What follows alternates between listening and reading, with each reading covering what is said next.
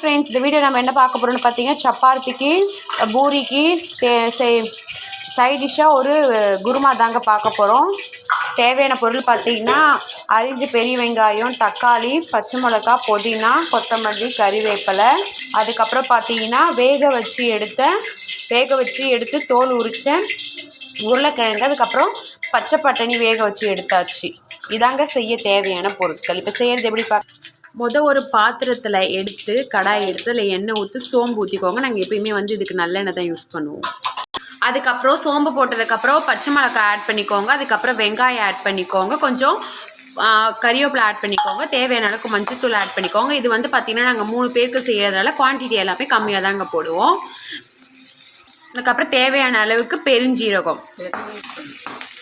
பெருங்காயத்தூள்.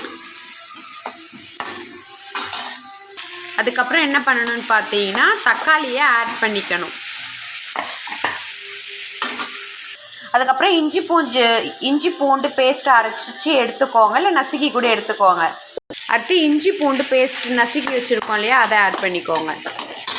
அதுக்கப்புறம் இது வீட்டில் அரைச்ச கரம் மசாலா தூளுங்க. நாங்கள் ஸ்டோர் பண்ணி ஃப்ரிட்ஜில் வச்சுப்போம். இது டப்பா காலி ஆகிடுச்சின்னு சொன்னதுனால வாஷ் பண்ணி எடுத்து இப்போ ரீஃபில் பண்ணுறோம், பார்த்துக்கோங்க.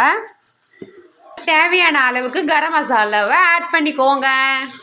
அடுத்தது என்ன பண்ணுறீங்கன்னா, அந்த வேக வச்சு எடுத்தோம் இல்லையா உருளைக்கிழங்கு பட்டாணி, அந்த உருளைக்கிழங்கை உங்கள் கையாலேயே மசிச்சு விட்டு கலந்துக்கோங்க. அதில் இப்போ பாருங்கள், நல்லா மிக்ஸ் பண்ணி விட்டுட்டோம். தேவையான அளவுக்கு உப்பு சேர்த்துக்கோங்க.